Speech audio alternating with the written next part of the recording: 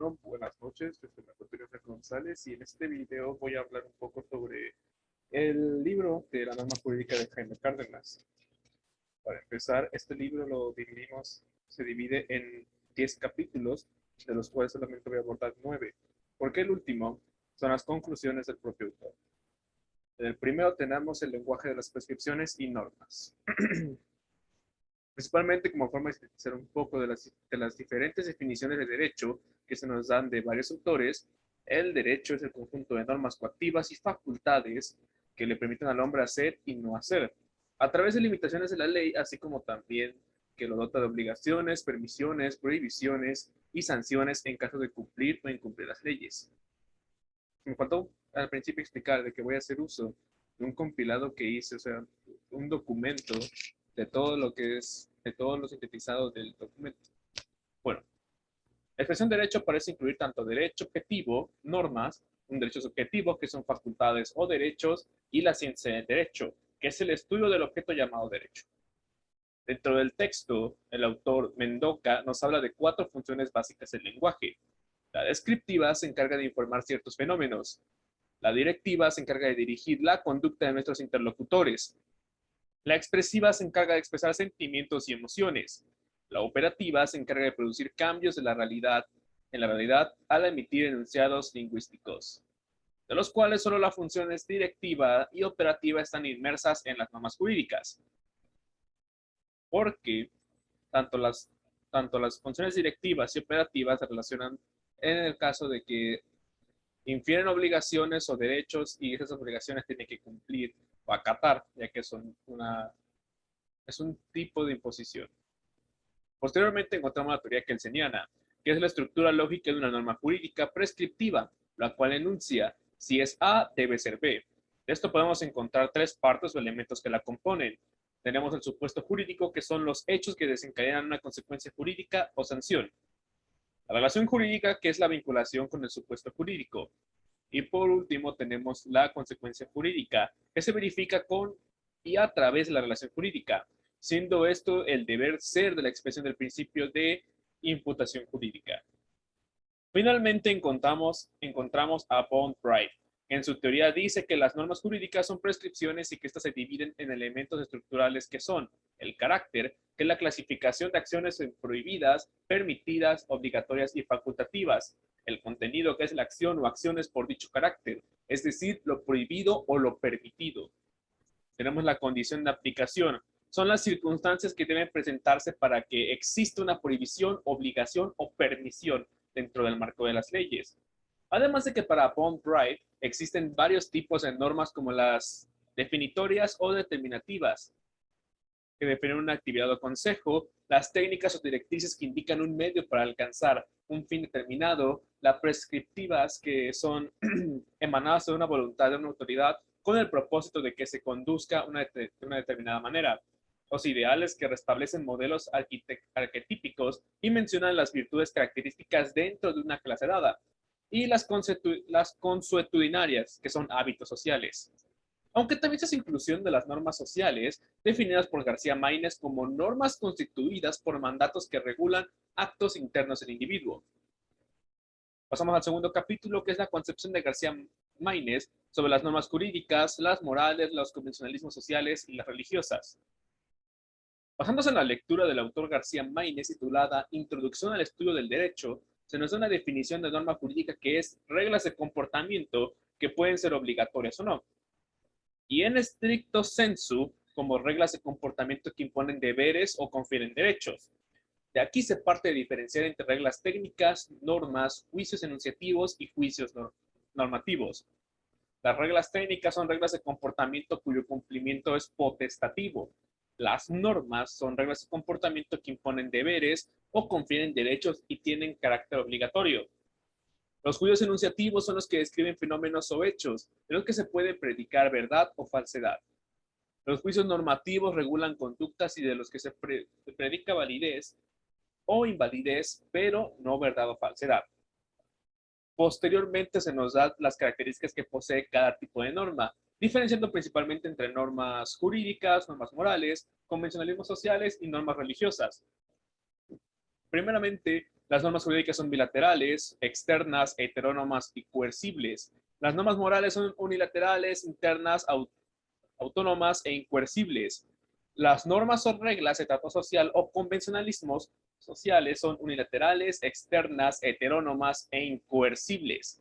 Las normas religiosas son unilaterales, de carácter tanto interno como externo, heterónomas e incoercibles. Ahora vamos a definir los conceptos que acabamos de decir, las características de las normas, empezando por unilateralidad. Frente al sujeto a quien le obligan, no hay otra persona autorizada para exigir el cumplimiento de sus deberes. En este caso, la norma jurídica es bilateral porque existe una relación entre alguien que aplica la norma y quien la va a cumplir. Por ejemplo, las instituciones de gobierno o el poder judicial es quien impone y quien pone en práctica el cumplimiento de esas reglas, mientras que nosotros como ciudadanos somos los que debemos cumplir estas reglas. La interioridad concierne a la vida interior, subjetiva, relativa o pureza o rectitud de los pensamientos de las personas, aunque parte de esa vida se puede manifestar externamente. Esas son externas porque no confieren mucho en la vida, en la interioridad de la persona, sino más bien es en el constructo de la sociedad, de cómo concibe la moral. La autonomía, que es autolegislación, reconocimiento espontáneo de un imperativo creado por la propia conciencia. En este caso, las normas jurídicas son heterónomas, es decir, que no tienen esa autolegislación, ya que buscan la legislación o buscan propiamente el reconocimiento a través de un órgano, que en este caso son las cámaras de diputados y senadores, o más bien dicho, el poder legislativo. La coercibilidad, la posibilidad que la norma sea cumplida en forma no espontánea, e incluso en contra de la voluntad del obligado. Esa posibilidad es independiente de la existencia de la sanción. Como hemos dicho, las normas jurídicas son coercibles, es decir, estas están obligadas o nos obligan a que las cumplamos, de modo que va a haber una sanción. Por ejemplo, existe, por así decirlo, en el Código Civil, una ley que dice que está prohibido robar y nosotros robamos, por ende tenemos una sanción, por lo cual es coercible. Finalmente tenemos la incoercibilidad, que implica que el cumplimiento de las normas se efectúe de manera espontánea, pero no pueden imponerse en contra de la voluntad del obligado. Por ejemplo, esto lo vemos mucho en las normas religiosas, en los mandamientos, que aunque son impuestos por la ley de Dios, no hay una autoridad o no hay por así decirlo, un órgano que determine su cumplimiento. Tenemos las clasificaciones tradicionales de las normas jurídicas por Norberto Bobbio y García Maínez. Empezamos con la clasificación de Norberto Bobbio. Bobbio describe las normas jurídicas en tres principales aspectos: normas generales y abstractas. Son las referidas a una pluralidad de sujetos normativos, generalidad, y que se encargan de regular diversas conductas de esos sujetos, que es la abstracción. Esas a la vez se dividen en normas generales y concretas, que regulan a una pluralidad de sujetos normativos, pero respecto a una conducta específica. Las normas particulares y abstractas, que atienden a un sujeto, pero sobre distintas conductas que son las inherentes. Las normas particulares y concretas regulan a un sujeto sobre la conducta específica. Por sus funciones deónticas, que es la otra clasificación, tenemos que son normas afirmativas u obligaciones, normas negativas o prohibiciones y permisos positivos o negativos. Finalmente tenemos las categóricas e hipotéticas, perdón. Las categóricas, por su parte, establecen que una determinada acción o conducta debe ser cumplida y condicionalmente, que son las normas morales. Y las hipotéticas establecen que una cierta conducta debe ser ejecutada si se verifica determinada condición, que en este caso podría ser una ley. Tenemos la clasificación de García Maínez. Este autor destaca 11 puntos o características de la norma jurídica. Por el sistema al que pertenecen son nacionales, extranjeras y uniformes. Por su fuente formal, puede tener origen en actos del Poder Legislativo, que se llaman leyes. También pueden tener su fuente en la jurisprudencia, en la facultad la facultad reglamentaria del Poder Ejecutivo o la costumbre, que también ya es reconocida como una fuente formal del derecho. Por su ámbito espacial de validez, que es la porción del espacio en que un precepto es aplicable. Pueden ser federales, el Distrito Federal, estatales o municipales, aunque también se hace el reconocimiento de las embajadas en ciertos países, porque la embajada se considera como parte del suelo del país. En este caso, la embajada de Estados Unidos de México se considera suelo mexicano. Por su ámbito temporal de validez está constituido por el lapso durante el cual conserva la norma su vigencia. Las normas pueden ser de vigencia determinada o indeterminada. Por su ámbito material de validez se refiere a la materia que regula en México. Suelen clasificarse en normas de derecho privado, de derecho público y de derecho social. Por su ámbito personal de validez pueden ser generales y particulares. En este caso, las generales aplican para un cierto grupo de población. Por ejemplo, pueden ser las leyes que regulan las acciones de las personas extranjeras, y las particulares son las personas, son para cada persona individual, que pueden ser normas del Código Civil. Las generales se refieren a distintos sujetos normativos, perdón. Las particulares pueden ser públicas o privadas.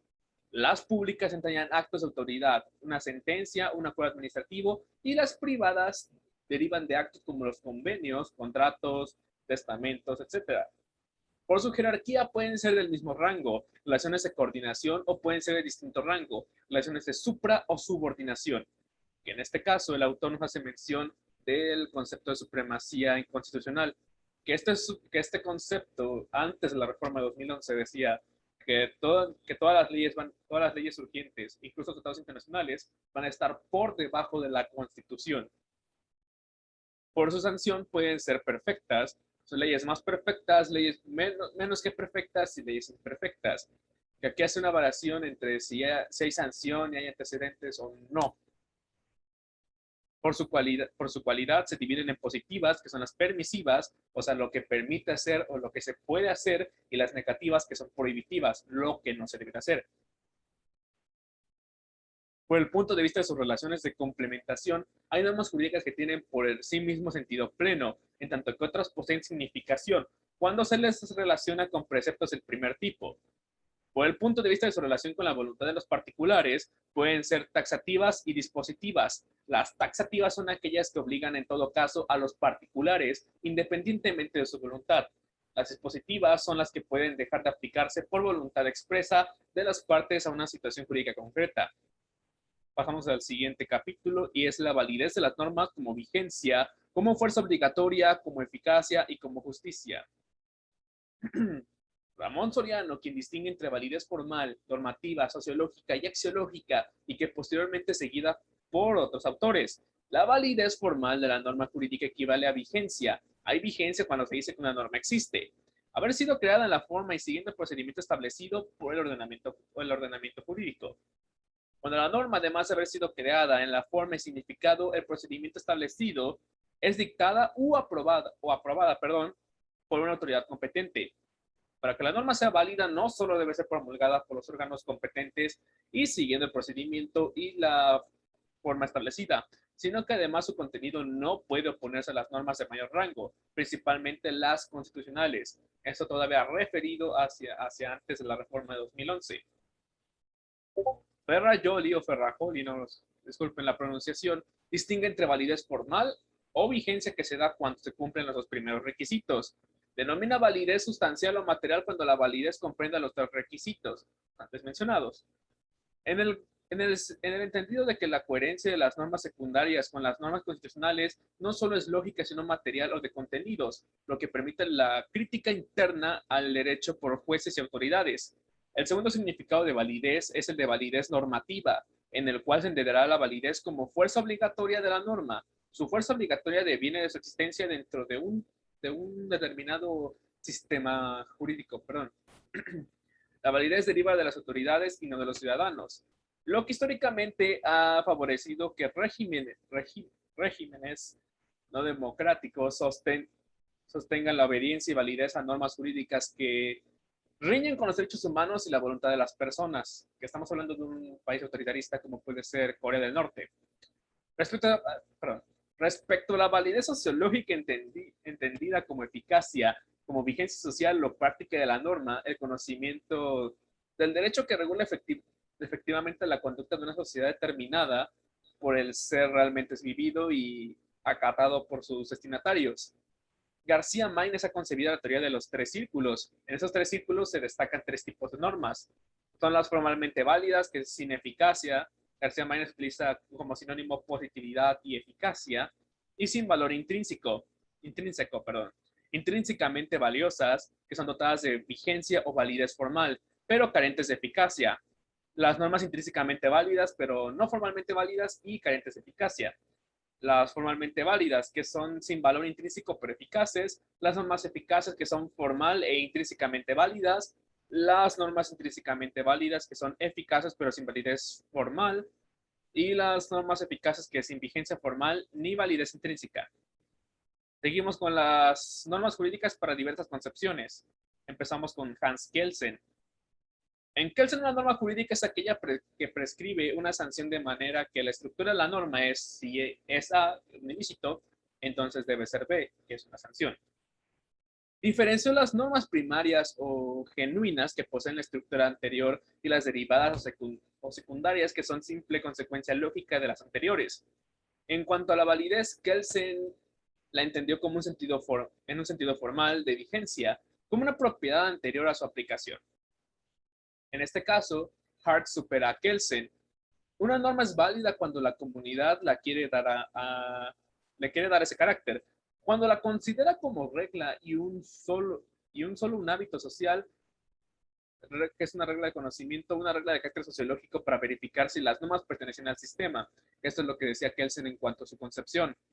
Además de que Hart distinguió entre normas primarias que imponen deberes principalmente a los ciudadanos y las secundarias que dirigidas principalmente a las autoridades y jueces que confieren potestades y que son de adjudicación, normas de carácter procesal, perdón, normas de carácter procesal que de cambio para permitir la transformación de un sistema jurídico y de reconocimiento para determinar la validez de las normas.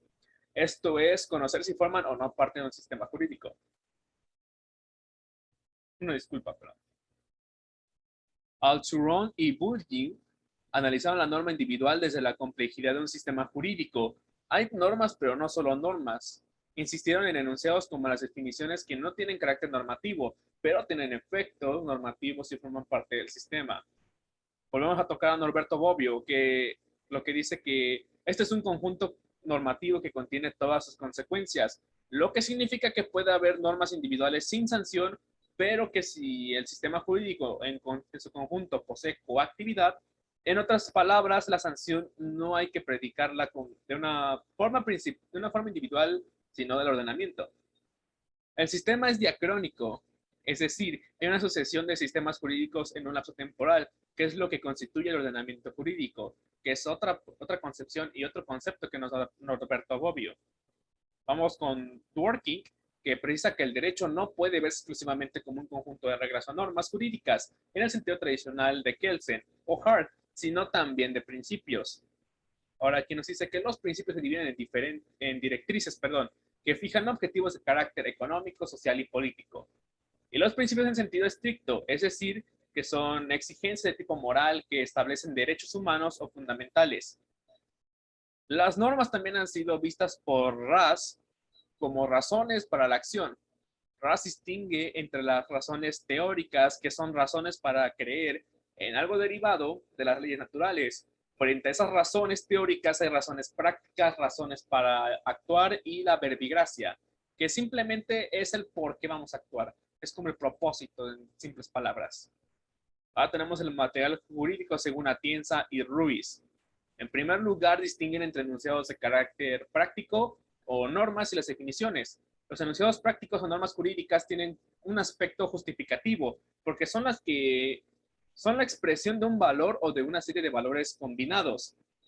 En cuanto a las definiciones, nos explican nuestros autores que en ocasiones las disposiciones legales o reglamentarias no contienen en su seno solo normas jurídicas en sentido estricto, que busquen dirigir la conducta de determinados sujetos normativos, sino que en finalidad es aclarar, explicar y definir algún término jurídico que se use en el cuerpo de una ley o un reglamento. Una separación muy importante es entre las normas regulativas, que pueden ser de acción o de fin. Las de acción ordenan conductas a los sujetos normativos, que es respetar la dignidad de la persona o autorizar una investigación, que es lo que estamos diciendo de normas permisivas y las normas prohibitivas. Las de fin señalan ciertos objetivos o propósitos de los sujetos. dejando que los destinatarios elijan dentro de los límites de la norma los medios apropiados para lograr estos objetivos, que es como la famosa frase de Nicolás Maquiavelo, que en sí se le adjudica a Napoleón: el fin no justifica los medios. En este caso, el fin sí justifica los medios al haber una sanción, porque es una norma jurídica. Una tercera distinción es entre las reglas y los principios. Los principios de fin se llaman directrices y los principios de acción se les denomina principios en sentido estricto. Señalan que las reglas tienen las condiciones de aplicación cerradas y los principios abiertos. Otra diferencia estriba en que la interpretación de los principios exige siempre la ponderación entre varios de ellos respecto a un caso concreto. En el caso de las reglas se acude a métodos tradicionales de interpretación como el gramatical. Una regla no se pondera con otras, sino que se aplica frente a otras. Esto es, las reglas son razones excluyentes y los principios constituyen razones no excluyentes, pero pues varios de ellos pueden estar en relación de un caso concreto. La diferenciación entre normas regulativas y constitutivas. Las primeras establecen obligaciones, prohibiciones y permisos, que ya lo habíamos dicho, y las segundas, que dadas determinadas circunstancias, constituyen ciertos estados de cosas que provocan cambios normativos. En este caso serían sanciones. Que esto es con lo que terminamos con Atienza y Ruiz. Tenemos las reglas y los principios. Algunos sostienen que los principios se caracterizan por su formulación, su estructura lógica o su contenido. Otros sostienen que los principios se destacan por la posición que ocupan en el ordenamiento jurídico o por la función que cumplen en él. La distinción entre reglas y principios se ha intentado aclarar a partir de 5 variables distintas. Las disposiciones que expresan principios son formuladas en un lenguaje extremadamente fluido, vago e indeterminado. Una segunda tesis pretende caracterizar a los principios por su contenido normativo. Son más generales y más que dirigirse a los comportamientos, se dirigen a las actitudes. La tercera vía señala que los principios no tienen la estructura lógica de las reglas. Son normas categóricas, no están ligadas a fina condición, que están privadas de un ámbito específico de aplicación. Se distingue también a los principios en virtud de su carácter de normas fundamentales, que es el fundamento de otras normas, y porque dan identidad material al ordenamiento en su conjunto. En una quinta aproximación se indica que los principios no admiten la interpretación literal, tienen un carácter orientador respecto a las reglas. No es posible la aplicación por subsunción, actualizar la premisa menor en la premisa mayor en los principios, y los conflictos entre principios se resuelven con la técnica de la ponderación. Es hablando de términos más lógicos. El contenido normativo de los principios se caracteriza por los siguientes elementos, ya que son normas teleológicas, ya que no imponen o no emiten sanciones o no emiten obligaciones. Muchas son metanormas o normas de segundo grado que se dirigen a los jueces y funcionarios para la aplicación de las reglas. Los principios poseen, cuando son formulados, una formulación categórica. La estructura lógica de los principios se distingue de las reglas porque no hay hecho condicionante. En cuanto a la posición de los principios en el ordenamiento, hay que insistir en que los principios son normas que sirven de fundamento o justificación de reglas. Los principios parecen no requerir a su vez de fundamento o justificación, ya que son percibidos como obvios, autoevidentes o como intrínsecamente justos. Los principios suelen clasificarse en los siguientes tipos. Tenemos los principios fundamentales del ordenamiento. Se denomina así a los valores éticos y políticos que informan el ordenamiento y que le dan fundamento o justificación. Tenemos los principios de un sector de la disciplina jurídica, que forman una institución particular o un sector de una disciplina jurídica. Tenemos los principios fundamentales de una materia determinada. Son aquellos relacionados con un aspecto singular del ordenamiento. Los principios sin ulteriores especificaciones son aquellos que constituyen la razón del ser, el objetivo o subyacente de una ley o de una regla. El objetivo subyacente de una ley o una regla, perdón. La distinción entre principios expresos e implícitos. Los primeros son los que se encuentran formulados en una disposición condicional, constitucional o legislativa. Los implícitos están privados de las disposiciones, es decir, no están formados en ninguna disposición. Los principios supremos del ordenamiento son principios que no pueden ser modificados o derogados, ni por la revisión o reforma constitucional ordenada, como habíamos dicho en este caso, que es el famoso término de supremacía constitucional que abarcaba en nuestro país antes de la reforma de 2011. En este caso, tenemos la ponderación que presenta, entre otras características sobresalientes, en las colisiones o choques entre principios constitucionales, los dos principios involucrados sean interpretados en el sentido de que las clases de supuestos de hechos regulados por ello se superpongan solo parcialmente y no totalmente, que es antinomía parcial-parcial. También consiste en que el establecimiento de una jerarquía axiológica entre los principios de que se trate, además de que el juez no valora los dos principios en abstracto, sino que valora el impacto de la aplicación al caso concreto. La jerarquía establecida entre los principios de conflicto es una jerarquía móvil, mutable y dependiendo de los casos concretos. Finalmente tenemos la crítica a los, perdón, tenemos la crítica a los principios y las funciones de los principios. Empezamos primero con la crítica, que vendrían siendo las antítesis de los principios. Empezamos con el autor Pérez Nuño, que se dirige a Dworkin, sus dardos críticos por su concepción de los principios. Este señala que Dworkin mezcla y confunde los principios, valores y derechos fundamentales, que el concepto de principios puede significar cosas tan diferentes como pautas metodológicas para conducir la argumentación judicial hacia la solución correcta. También hay fuentes jurídicas para colmar lagunas y postulados morales que inspiran el orden jurídico y permiten expulsar de su ámbito a las normas incompetentes con ellos, incompatibles. Distingue tres tipos de principios: los principios que actúan como metanormas o ratio legis de las reglas y también con finalidad de las mismas; los principios por su carácter ontológico, es decir, que actúan como fuente del derecho; y los principios en su vertiente axiológica como postulados éticos que deben inspirar el orden jurídico. La crítica más fuerte tiene que ver con el aspecto central de la teoría del derecho, esto es, con el problema de la conexión entre el derecho y la moral y su impacto en la producción e interpretación y aplicación del derecho.